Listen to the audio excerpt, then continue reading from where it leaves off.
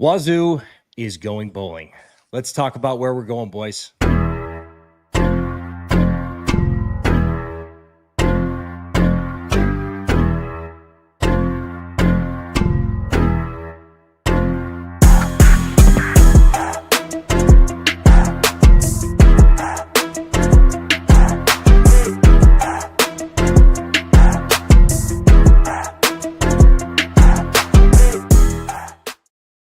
Welcome back to Palouse podcast. Sorry, Palouse Playbook podcast. Sometimes I don't even get my own name right. I've done that in school so many times. We're here with the usual suspects. We got Kyle, Chad, Joel, and myself, Gavin. Fellas, we got some cool stuff to talk about today. The Cougies are going bowling. Yeah. So just to kind of dive right into this last game, there's actually some really cool stuff to go over. One of the really big stories out of this win happens to be in the locker room and maybe a little bit hidden from us public viewers. So one of the really cool things that we got to dive into was a Jimmy Rogers quote here that we wanted to talk about, and then we'll give our thoughts and everything on that. This is from the senior class tonight, but specifically for Angel Johnson to finally have the long run and then follow it up with the touchdown. What did that mean to him? Yeah, that was emotional.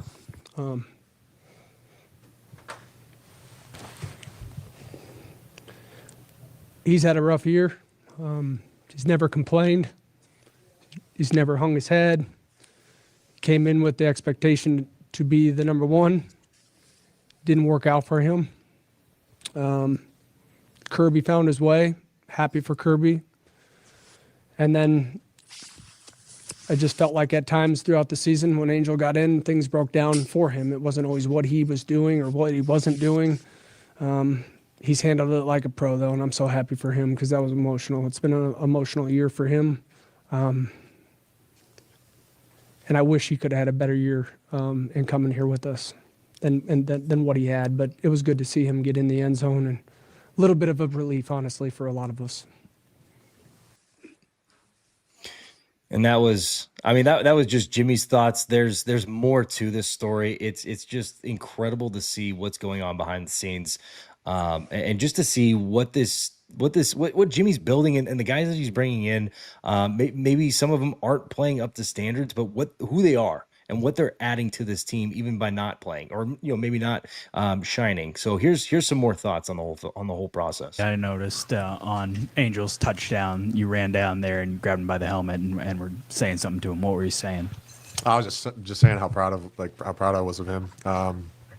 Just like I said, a guy who, a senior in the room.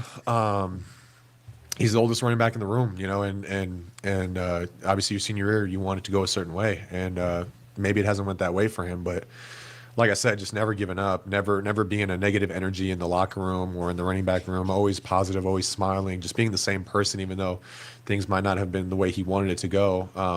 There's nobody that I would have wanted to see more score that touchdown in the end there. He deserved that moment, so I was really proud of him and just told him that I loved him and I appreciate him. Yeah, that's what I remember.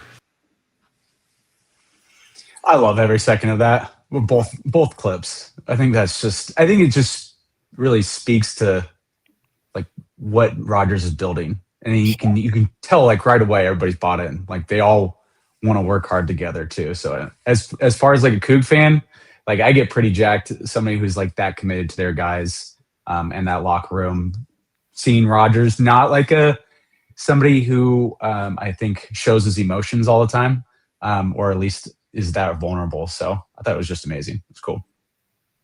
And we got we got a comment as well. We got some fans. We got some fans of these Cougs. These Cougs are doing something pretty freaking fantastic. I'm trying to watch my words here and just trying to navigate through that like Angel Johnson navigated into the running in the end zone. Boom. Dad jokes for days.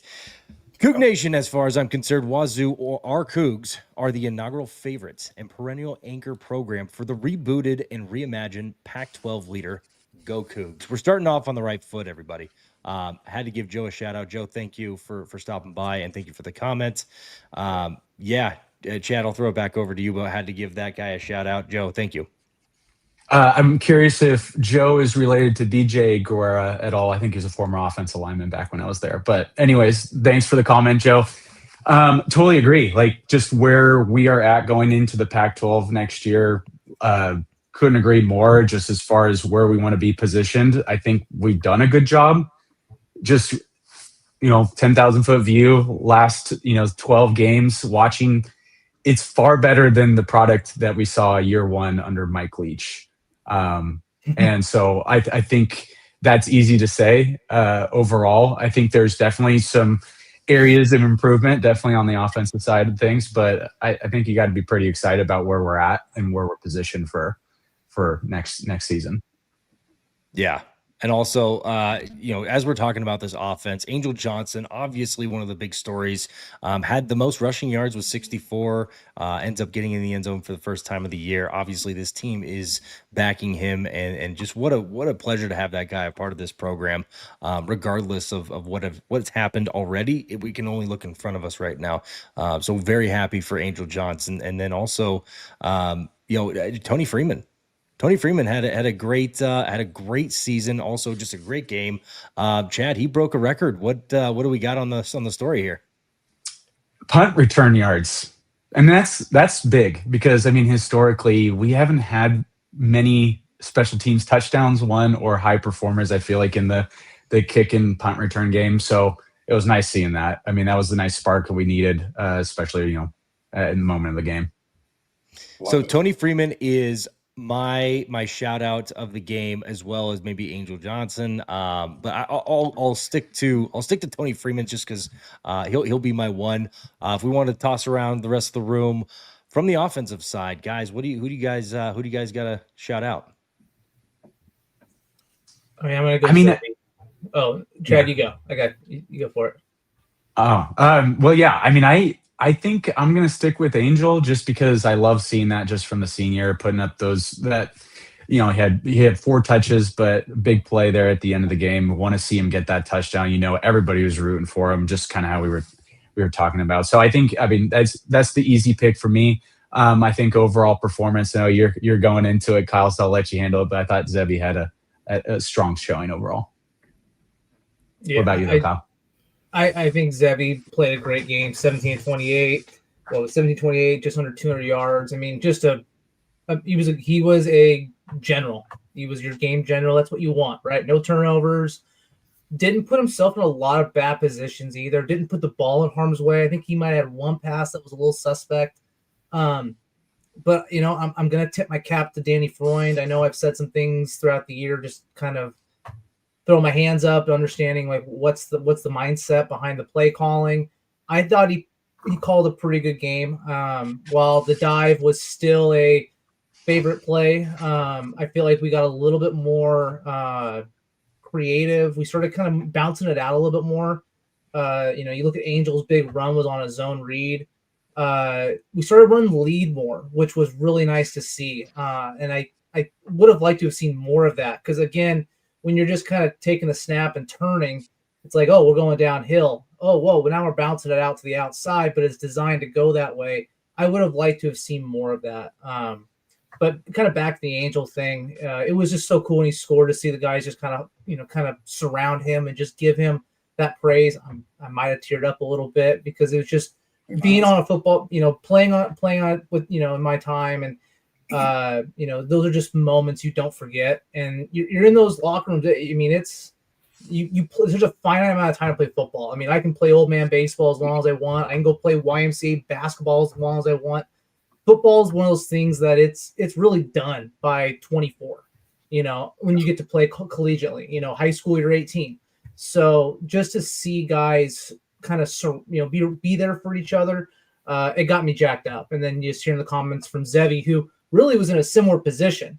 Now his kind of went a little better, went, more his way than what Angel probably wanted.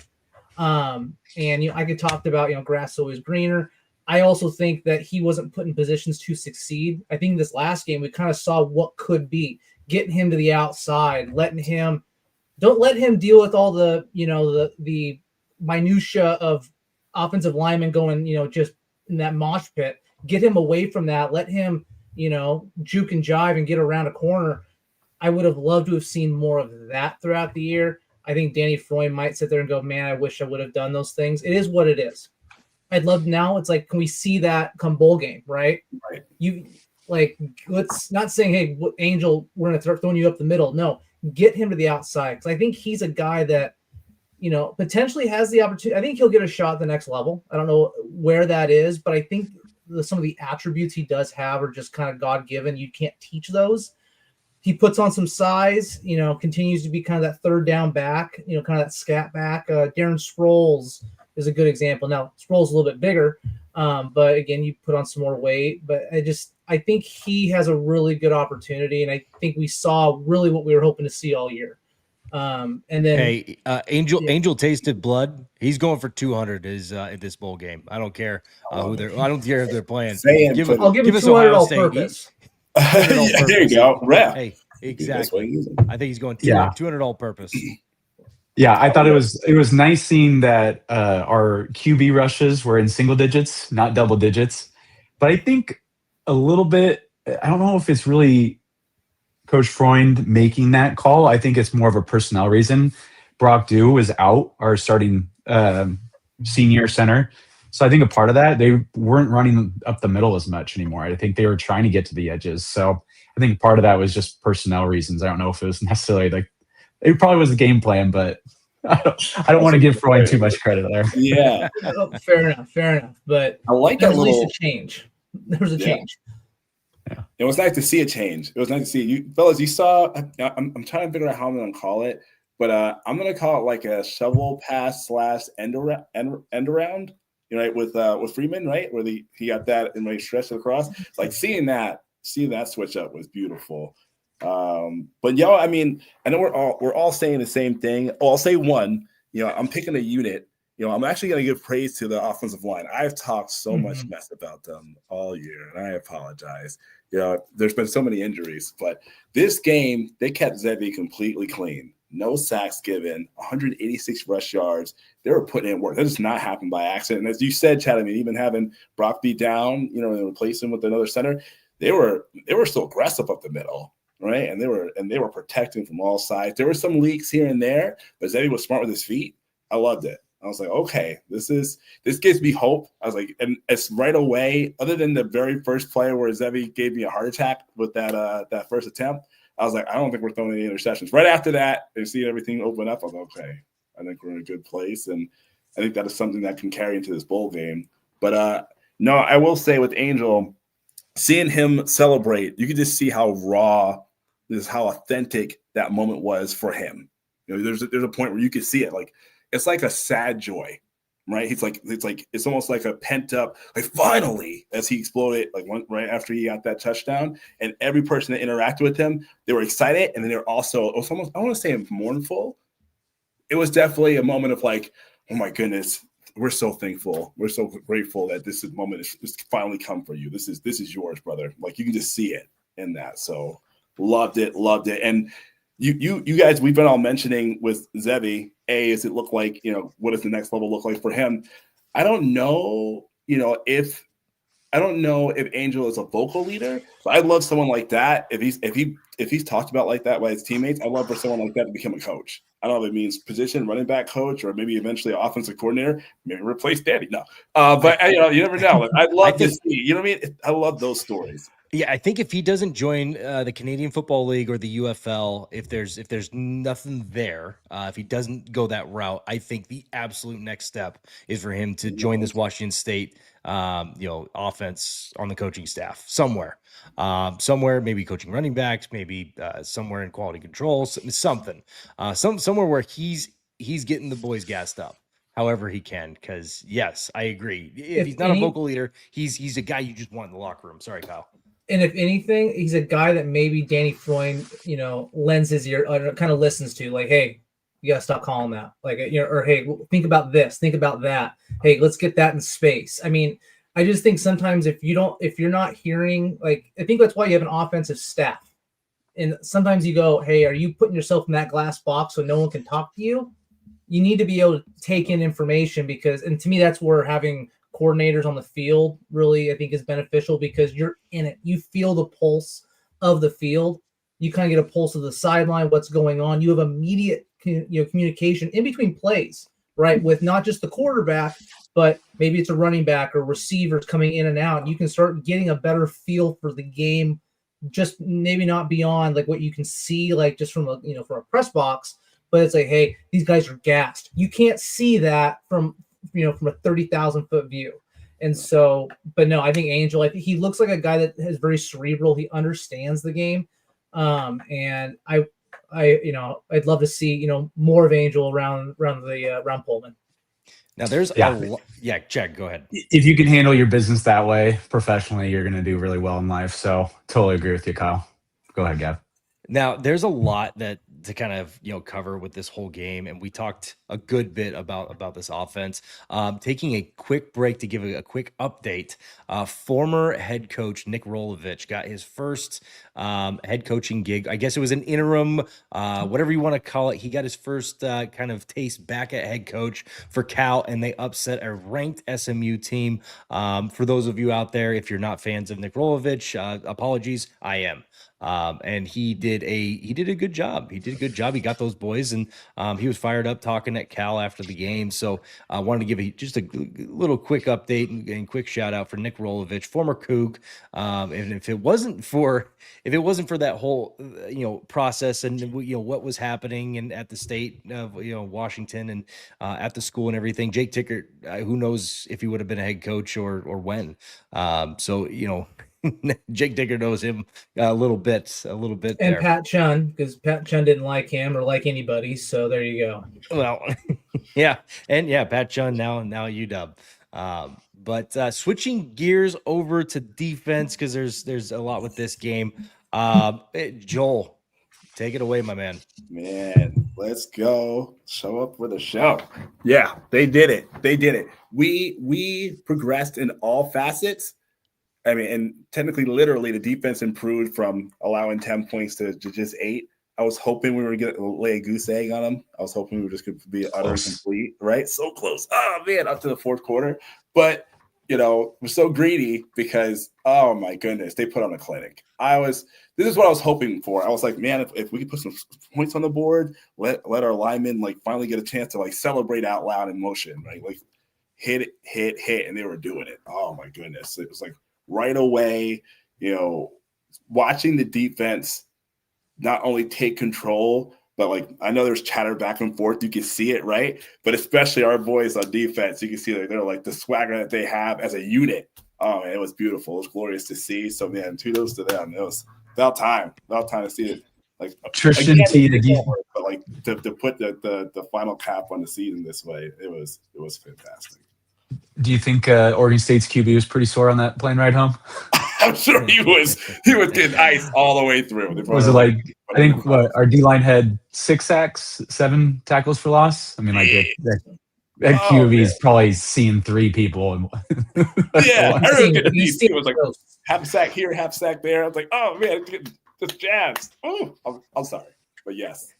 Yeah, both the Beatty boys. Both of them got a sack. One of them got a half a sack. Okay, I was curious if there was a brother. I'm like, are those 2 different guys? I couldn't remember. I was kind of bouncing between, but I don't know if they're brothers. One's from Utah, the other one's from Virginia. Caden Beatty's transfer in from Kent State, and Ben Beatty is from Park City, Utah. Went to Park City High School. I don't believe they are related. That's a unique last name. Yeah. Two guys with the same last name on there, and it's not Smith, Brother to stand out. But yeah, both the Beatty boys got in the backfield, did some damage. Well, what do we call that, Joel? We call that what they call defense. That's what I call defense. I don't know if you call it defense. I call it an ass whooping, but our defense is the only reason why we're going to a bowl game. I mean, they are they outperformed. I didn't think this was possible. Coming in as a first year coach, implementing a defense and playing that strong from day one. I mean, we had 2 bad games on defense. Well, you'll North and you'll Texas, like UW. you'll like this. I'll pull this up just because I saw this earlier. I wasn't planning on saying this, but because we're talking about how good this defense is, let's just go ahead and share this. This Wazoo defense over the last 8 games has allowed just 12.6 points per game, and it goes through Colorado State, Ole Miss, Virginia, Toledo, Oregon State, La Tech, JMU, and Oregon State. 8-24, 3, 10, 7, 22, 24, and 3 respectively. Holy smokes. This defense deserves a lot of credit nationally. If some people nationally need to be talking about what's going on defensively here with I'm okay guys. not talking, nobody talking about it though. That's Like, true. let's keep our staff around. Please just give us Let's keep our staff 2 around. years. Well, and from Jimmy's words and just the way he's owned that locker room and owned the campus, in all honesty, I say that with all confidence that I don't think anything big's going to happen, at least not for a while. He looks like he wants to win here. Versus going to be, like in his situation and where we're at with Wazoo, his next step could potentially being a D coordinator at, an SEC school. I think that would be, a good big next step. It'd be tough for him to make the jump to being a head coach at that level. And if it's not the SEC, stay here and win. Why not build legacy? Yeah. Build the Whole legacy. whole season, we're just over 20 points a game. I mean, and again, that's playing 4 ranked opponents, 20 points a game. I can put up points. Yeah, it'll be really interesting, especially next year with us having the ability to go to a college playoff. What does that look like? How many seats at the table is that? It's probably 1 seat, but I like our chances overall. If you're considering the conferences, it's AAC, Sun Belt. I mean, all teams we played this year, and I feel pretty confident, going into next and seeing how that looks like. Is Tulane, are they jumping up? That's a good question. I believe they're, for the moment, staying. They're staying. The Okay. American, I believe. Yeah. But wanted to throw it out to anybody else. Any other thoughts on defense? I know we talked about how the year went. We talked about Oregon State's game. Any shout outs we want to give? Kyle, we'll start with you. So I think just overall, I mean, talking about recapping the game, we did exactly what we should have done. If you want to give a shout out, if you want to give a shout out to a player, but player. And overall, I just kind of finished with overall, we did exactly what we should have done is beat the crap out of them. We are that good of a team. I kind of look at it, go like, I'm jazzed, we're bowling, but I also want to bring it down. We should be here. I think I also have a little bit of a, we're good. Our defense is really, really good. Our offense is kind of an enigma. Sometimes it looks like it's, you see the Ole Miss game, you see those, Virginia game, and then you see the first Oregon State game. So I think we're trending upward. Shout out. God, I mean, where do you go? I think if I'm going to shout out anywhere, it's going to be the defense, and it's going to be to those seniors. Those seniors came in, they created a culture that can be replicated year over year. I think that's something that gets missed is you bring some guy, and I think you can see it across, college football. While NIL is a big deal and you see these schools that have all this money, Oregon State is a prime example of this. You can't buy a good team. You can buy good players, but you have to have a foundation in place where those good players that I guess you spend the money to bring them in essentially help kind of finish the product. But you can't buy the product. And I think what Jimmy's doing is creating is going to create something that's going to be repeated success. So, and I think that's by bringing in those guys, those jackrabbits, that helped us get to this point today. And I think next year, I think we're going to retain. You look at the type of guys we have. I could be completely wrong, right? Come January 2nd, we could lose them all. But just looking at the foundation, what they've set, the fact that, especially defensively, you got some guys getting calls. I mean, Jimmy talked about Tucker Large is getting calls from NFL scouts. If guys hear that, they go, I will come play for you. I want to come there because if you got a connection up to the next level, great. And I hope Jimmy's pitches, I'm not going to pay you $1 million. I can't pay you $1 million today, but I can develop you to make millions of dollars on Sunday. Draft What do and you wanna do? develop. Yeah, There you go. It's the Tampa Bay Rays model. It's the Seattle Mariners with no money model. And I say no money, but they got a little bit. Joe, hey, thank you for staying in and listening. Yeah, The bowl prospects for the Cougs comparing last year to this year is clearly a tale of two cities. Last year, unstable and transitional. This year, solid coach and inspired unified team. Couldn't agree more. Also, Joe, next year is 40 years graduating from Wazoo. Great show and great Coug spirit, guys. It's always a great day to be a Coug. And honestly, yes, there's never a bad day as a Coug, except for maybe 12 hours after a loss. That's about where I try and draw the line. Hey, new day. Yeah, Joe, thank you again for stopping in, and thank you for being a fan. But as we transition, Chad, wanted to get to your thoughts on defense. Yeah, and not just this game, I think just the whole season, just thinking of like who are some guys that were just consistent week in, week out. Want to give a huge shout out to Parker McKenna. Every single week he just showed up on film to me, just watching the game. Guy was always flying. Love seeing him have a great senior season. And also a transfer in Colby Humphrey. Also a senior. Hate to be losing him to graduation, but man, that guy, one of the better tackling corners I've seen come through WSU in a long time.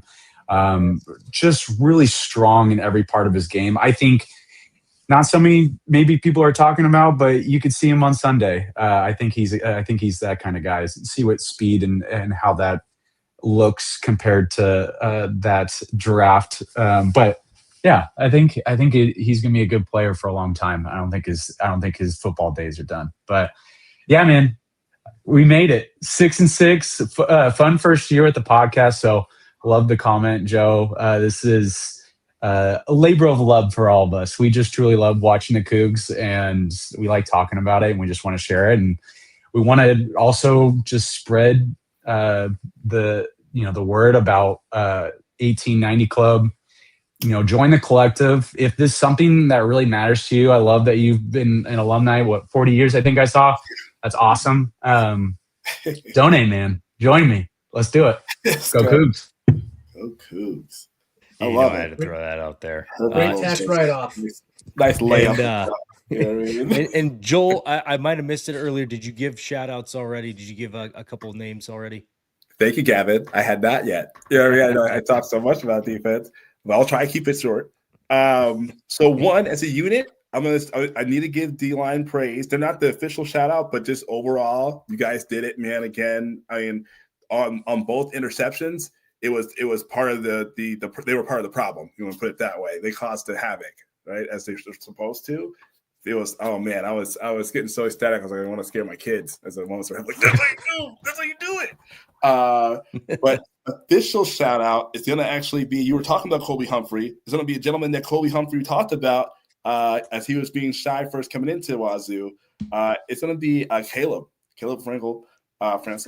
I talked about Caleb, I think in our first episode, and I was thinking as I was watching, I was like, yeah, I know, coming from from South Dakota, I was like, but watching some of the films, like he looks like he could be a problem. Like he looks like he's going to be fantastic, and he proved it, game after game, and just see him go another game with the interception, going back to back, and he deserved to have it. He's been someone that's just there whenever it needs to be. Every opportunity he gets a chance to be around the ball. And he's another guy we're talking about, people that we might see play on Sunday. And he's another one that could sneak in. I'd love to see him if he gets an invite to a pro day. Man, let's see what he does. Not only on the field without the pads, but especially with them on. I think he could make an impact. I would love to see him in like a rover situation. Kind of be like that type of safety. He can move around, gets close to the line. So let's see what happens. But yeah, big shout out to Caleb. Yeah. And Joel, Chad, Kyle, you guys hit on a lot of the guys that I already had lined up to talk about. I mean, there's a reason we talk about these guys week in and week out. Every week I see pretty much Parker McKenna at the top of that tackles list. Like he is right there towards the top. If he's not number one, he's in the top 3. The guy's all over it. And I think under this tutelage of Jimmy Rogers and Bobbitt and company, yeah, I wouldn't be surprised if he got that opportunity, and some of these other guys too, Humphrey, and just giving an opportunity, right? Getting a pro day invite, getting a mini camp invite, getting something to say, hey, go prove yourself, and then if it doesn't work out there, where's the next pro opportunity? Because these guys are good enough to go somewhere and do something, no doubt about it. So I'm excited to see, even though we got them for 1 year, I'm very excited to see what these guys do at the next level, wherever that may be. And then the one I wanted to kind of give a shout out to, just because no one's talked about him yet, is Isaac Terrell. He was also close to the top, and he had 1.5 sacks. Bobby Boucher making a comeback on the sacks. But yeah, that defensive line just really good. And if I have to give anybody else a little bit of a shout out, here's Matthew Durrance. He's gone through, I believe, a couple games where he was, sidelined, injured at some point, came back, and just this defense, man, it's tough. It's tough to see these guys. A lot of these guys have to go just because of age or just because of graduating and whatnot and eligibility. But man, very excited to see what this team can do. Now switching gears to something we were very excited to talk about. This we hammered on it at the beginning. We're going bowling, guys. We're bowling. Right? We're bowling. Now, before we touch on the which bowl games are we eligible for, which bowl games we might be going to, I want to jump back a little bit to where we first started and predictions on the season. I had 8 wins, I believe, and I said that there might have been a 9th. Just looking at the schedule, they might beat JMU. But I was far off. I was 3 off in the wrong direction. However, you take a couple of those games that it was, 3 points or less. Sure, we're right back in the hunt. But in retrospect, I went a little bit overzealous with how much I like Jimmy and company, and I trusted Zevi in certain circumstances that maybe I shouldn't. And then Jackson Potter getting the start over Zevi really just blew my mind. But who had 6? Was it Kyle? No, I had 8. No, it was Chad. I had 6. Yeah, I said Chad 7. Yeah. And 7. Okay, so Chad had it right. Wanted to give you a shout out for getting the 6 and 6 and bowl eligible. I would have liked for you to be right, Gav. 9 sounds nice. I mean, and if you think about it, those 9 wins. I mean, we were 3 plays away from 9 wins. I mean, like if you just he said we could have been 10-2. He said it in his post game. Yep. Yeah. It's so tough. You look at the result or just the record at the end of the season, you think that's a average season. Yeah. You're just like, just in and out. Okay, they got bowl eligible. They're getting a conference next year. So I guess that's the other big part is as we bleed into next year, and hopefully we retain the players that we would like to retain going into next year, whether that be all or whether that be 80%. We got a full conference next year. We got so much to be excited about, and just we got something to play for. Not just 2 teams playing for a Pac-12 championship and playing two times a year. No, we got something to actually play for next year. We have 8 teams, and we just added Texas State not too long ago. I'm fired up for next year. But before we get to next year, let's talk about this bowl game and what we got going on. The 3 rumored, I believe. Let me pull it up here. I had it saved here, but the 3 we had, and thank you to Go Cougs, who have been getting a lot of good information from. You've been just a wealth of knowledge that I've just been able to, share and talk about to everybody here. But looks like 3 most likely bowl game possibilities for the Cougs: LA Bowl, New Mexico Bowl, and Myrtle Beach Bowl. So that's kind of what it's breaking down to. Any other thoughts on the bowl games? Is there any other bowl game that maybe I missed or we missed, or anyone that you'd like to see? I had to look at that a little bit deeper. I'm like, I don't see the Idaho Potato Bowl. Where's that? That's a big one. I do love seeing the Gildan New Mexico Bowl. Our first bowl game with Mike Leach was the Gildan New Mexico. I'd like to run it back and finish the game this time around. Yeah. I don't know if you remember that. That was where we were upset. It was like I think we're up 17 with 9 minutes left. Oh, and wow. lost. Fun. Yeah. Yeah, I remember that it was a botched punt towards the end of the game, and we turned the ball over. Our running backs and Connor Halliday, unfortunately, there was I think a total of 4 fumbles in that last 9 minutes. I'd have to bad. look. It was bad. Yeah. Get the duct tape out. It was, Apple Cup was still. We were still ringing about that though. Yeah. That was my last game as an equip manager at WSU, and I just remember like with that last fumble, there's a minute left. I just start walking towards the locker room. I'm like, I'm just gonna go get ready. He's gonna go get the stuff ready. I'll let them figure this thing out. And just waited for it to end. That had been one of the most brutal things. So yeah, and New Mexico would be. New Mexico isn't the easiest travel though for Washingtonians. So I'm just trying to like think of what makes most sense. Albuquerque isn't the cheapest to fly into. However, it's the easiest to navigate once you're there. Yeah. Yeah, not a lot of. And that's And that I think just comes from experience. That's a big thing though. Is like you got to think about these bowl games, right? Like, how do they travel? Do teams travel well? I think that's why you think the LA Bowl we would all travel very well in. I'm sure the Las Vegas Bowl is going to go somewhere else. I would love the Holiday Bowl. But I'm not sure if we're high enough up on that. I think there's still the Pac-12 ties that come into that. I pray that I don't hear the word Alamo Bowl because that is just like a death sentence to Coug fans because trying to get to that bowl, I hope you got a couple grand just to fly there. It's so expensive. Yeah. So and Myrtle Beach Bowl, that's one that's on the list too. I mean, Myrtle Beach will be fun. Don't get me wrong; like it'd be fun in the winter, maybe not as much fun. But it's coast to coast. That's what I'm saying. It'd be hard for Pacific to travel for. I wonder where that's coming from. Probably just the seating, I guess, for our conference, and I don't know how that would make sense. I guess we traveled really well for Ole Miss this year, so it could probably work out. I was surprised that it would just be being down there at Ole Miss and how many Coug fans that were at the game. Like, no, actually, I'm only about an hour away. I just drove here. So it was that part was pretty cool. Yeah, I don't really care where we play, who we play. I just know we're gonna win. All right. And then I think another thing cool to notate, which is very different, I think, over the last few years with the transfer rule and everything. We have 28 seniors. You better believe they're all going to be playing. They're not sitting out that last game, right? I don't know if there's necessarily a guy that would also want to sit out for NFL reasons. I think they'd all want to showcase that. Mm-hmm. So it's going to be nice. Yeah. Like, I mean, I feel really good about like no matter who we play because I feel like we're gonna have a whole roster. And you make a good point because there's nobody guaranteed to play in the Senior Bowl. So this could be some of these guys' last chance to really prove themselves, just for any scouts watching or anything.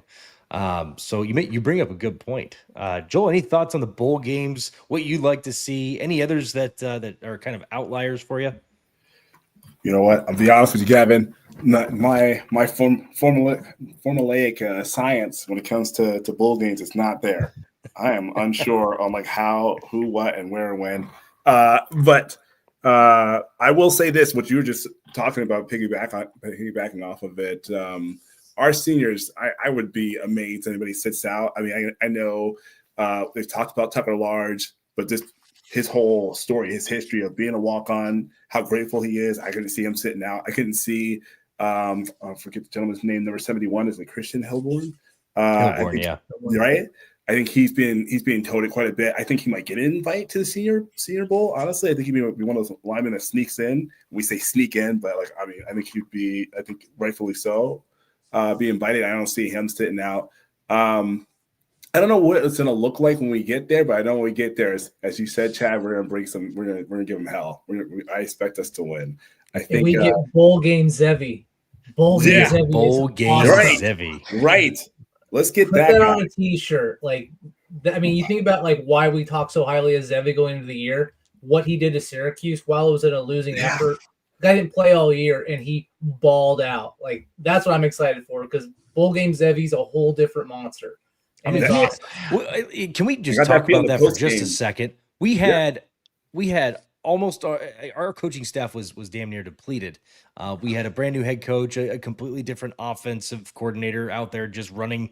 They Hey, even called let's me run. and asked if I wanted Yeah, to. like hey, we're hey, do you want They did not. I was joking. That would be awesome. Joke. Not right now. Let's see how it plays out. But they're out there just trying to factor things in together, kind of on a whim against a very good Syracuse team. Fran Brown has done a fantastic job in Syracuse, and that team was very good.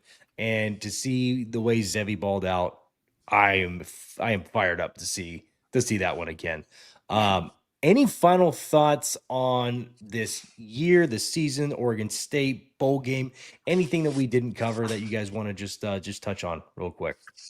I was going to say, as a statement, we're going to see how important these individuals are together as a brotherhood.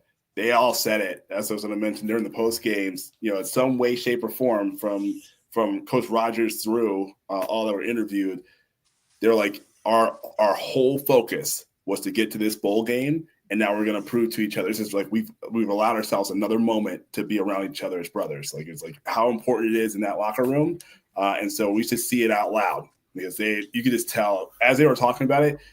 From the most shy to the most talkative as Zevi, they all had that same energy of like, you're about to see what we can do. If we're about to have this moment together, we earned it, and now we're going to prove that we should be there. So as a statement, I'm going to say, like, prove who you are. You've been doing it in these moments, and it's time to let it continue. So I'm excited to see what they're going to do in this bowl game. I don't care who we play. Yeah, if you want to see just how fired up, I mean, we talk about these seniors, their plan was their goal was to go to the bowl game. You want to see just how fired up they are. If you didn't see this video, let's take a look. Oh, yeah, make sure the volume's up.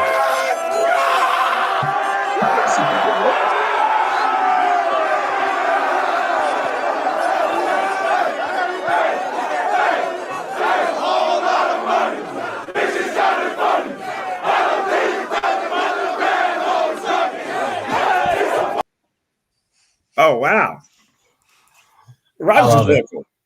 Good clip.